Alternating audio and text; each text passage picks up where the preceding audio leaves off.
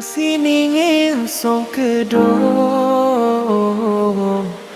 Achiklo son manai atu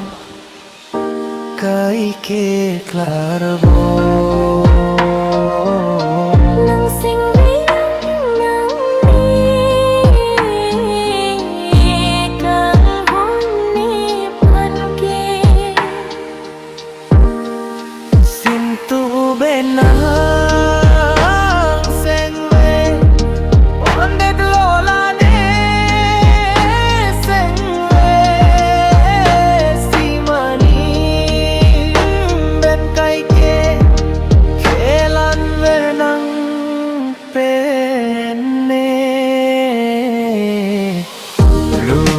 Jang lo te nang te cham ji kan mo sari ko puche dipsi te cham che kan mo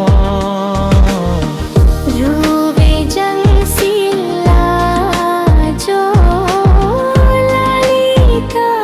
che tong